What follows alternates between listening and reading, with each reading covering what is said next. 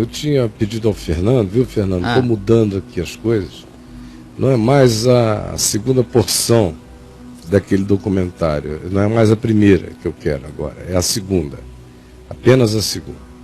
Um documentáriozinho que passou aí no fim de semana no History Channel sobre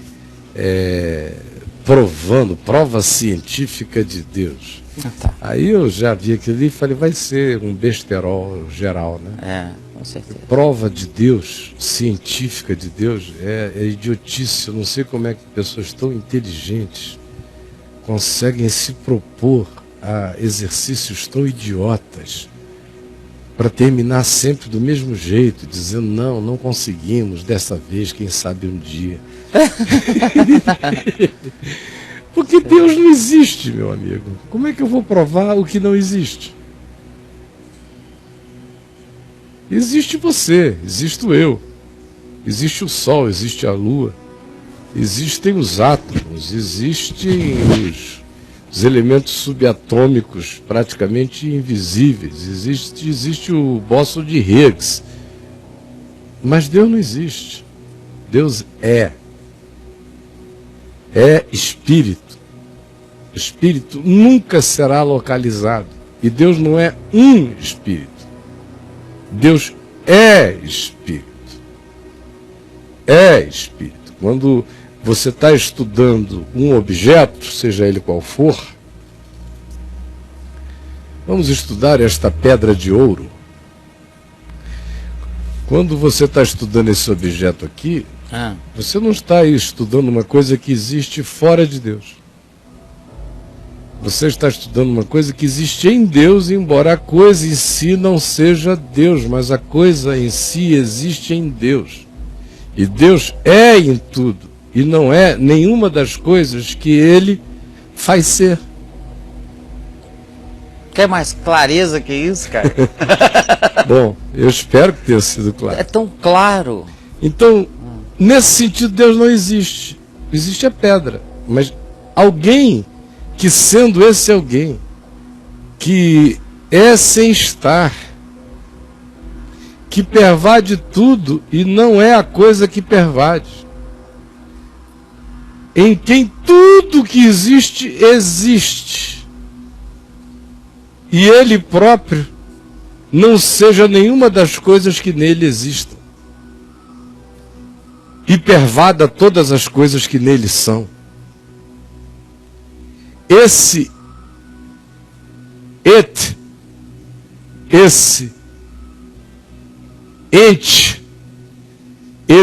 aquele, como diz o Apocalipse, João diz, nunca ninguém viu e nem verá. Nunca ninguém viu e nem verá a Deus. Isso está escrito. Você nunca vai ver a Deus, brother. Não, cara. Não, nem eu, nem ninguém. Porque Deus é invisível. Se o diabo nunca viu a Deus. Dá essa notícia aí. Ô, gente, o arcanjo Miguel nunca viu a Deus. Deus é. Todo mundo fica assombradamente apavorado em adoração amorosa pela presença. Mas ninguém jamais viu a Deus. O Deus unigênito, que está no seio desse que é sem existir, o Deus unigênito que está no seio do Pai, foi quem o revelou a nós. Por isso, quando perguntaram a Jesus, Senhor, mostra-nos o Pai, isto nos basta. Olha só a perguntinha. Queremos ver Deus. Jesus disse, Filipe, que foi quem fez a pergunta. Foi Filipe. Há tanto tempo eu estou convosco e não me tendes conhecido? Quem me vê a mim, vê o Pai. Como dizes tu, mostra-nos o Pai.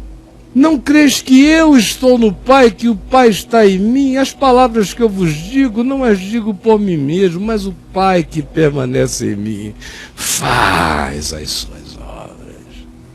Só o Deus unigênito que está no seio do Pai é quem o pode revelar para nós. Deus é intangível, Deus é inestudável. Deus não existe, Deus é. Por isso, prova científica da ciência de Deus é prova científica da burrice humana. Sempre. Por que os caras não estudam só o universo? É porque a cabeça deles estuda a ciência com uma mente religiosa. Eles são religiosíssimos até fazendo ciência. Eles ficam querendo achar Deus dentro do sistema.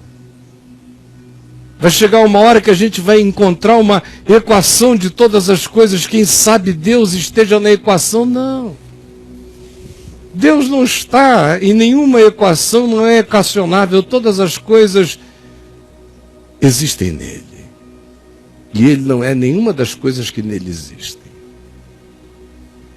E ele não será encontrado por nenhuma busca que só encontra o que existe. As nossas buscas não podem encontrar o que não existe.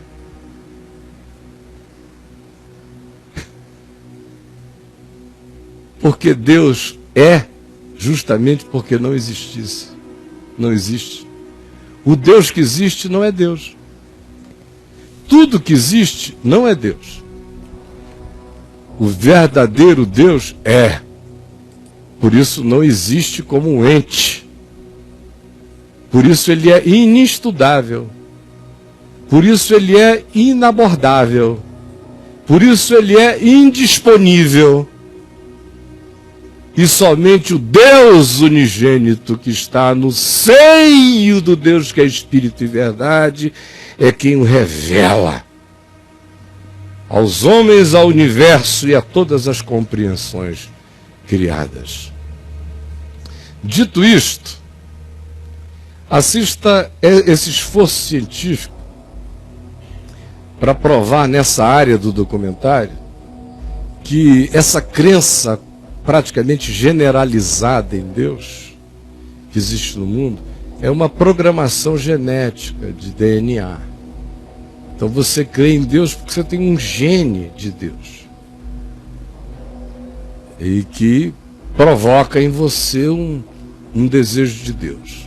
Aí tem as explicações variadas, antropológicas, vai ver que a natureza desenvolveu o gene de Deus porque uma comunidade que vive focada em torno de uma adoração única é mais coesa, então tem mais chance de sobreviver, então ajuda a evolução da espécie.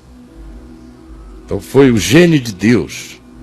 Porque eles estão descobrindo um gene que de fato, isolado, pode ser identificado com aquilo que produz um monte de impressões do sagrado em nós, no cérebro. Inclusive as mesmas provocadas por um alucinógeno, por um cogumelo, por um LSD, por um ayahuasca, por um negócio desse. Agora, o que é nascido da carne é carne, foi o que Jesus disse. Nenhum gene em mim me faz nascer de novo, nenhum. Nenhum. É claro que em todo homem tem que ter uma propensão para Deus, porque o homem foi feito para Deus, isso está inato na natureza dele. Assim como eu fui feito para beber água, eu sinto sede. Eu processo alimento, eu sinto fome. Eu tenho um monte de necessidades intrínsecas que ninguém questiona, naturais. Mas quando o homem tem necessidade intrínseca de Deus, todo mundo fica querendo descobrir um gene que vai funcionar quase como uma patogenia produzida pela evolução para garantir coesão social e melhor sobrevivência da tribo coesa em torno de uma divindade. Imagina só, essa evolução elaborar um significado transcendente para preservar a tribo. Não, todo homem tem o gene de Deus em si, porque todo homem carrega no coração a eternidade. Foi plantada por Deus no coração de todo homem. Todo homem carrega a eternidade no coração. E quem não quer eternidade se angustia. Quem quer eternidade se regozija. A eternidade no coração do homem é a razão de toda alegria sublime e a razão de toda angústia suicida. É a eternidade no coração do homem. Ela, voltada na direção de Deus, me faz transcender. Experimentada sem Deus, me abisma no buraco de desejo suicida e de dessignificação total. Agora, o que eu vou mostrar a vocês é uma argumentação do Nicodemos contemporâneo, conversando com Jesus. Porventura, Senhor, nascer de novo é uma questão de gene de Deus? Nicodemos não chegou aí, mas ele disse, pode porventura o homem voltar ao ventre materno? Ou seja, ele apelou para a lógica biológica. Pode o homem voltar ao ventre materno e ser regenificado e nascer uma segunda vez? Nascer uma nova criatura? Ou é o gene de Deus, perguntam os cientistas pós-modernos. Amigos, o que é nascido da carne é carne. Novo nascimento é só o Espírito Santo que produz. O gene de Deus produz apenas uma necessidade que mistura necessidade orgânica com necessidade psíquica e necessidade espiritual de autotranscendência. Se identifica um gene de Deus na estrutura do DNA humano é por uma razão só. O espírito do homem é a configuração da consciência do espírito do homem que determina, na realidade, a própria configuração do homem. Ele me viu quando eu ainda não tinha corpo, mas eu já era. Tu me viste quando eu era uma substância informe. A substância era informe, mas eu era para ele. Transcende o gene, vem antes dele. Não tem a ver com o gene físico. Tem a ver com o DNA de Deus plantado no Espírito. Ele nos fez a sua imagem e semelhança e o nosso coração não encontra descanso enquanto não descansa no encaixamento do espírito humano na luva da graça de Deus.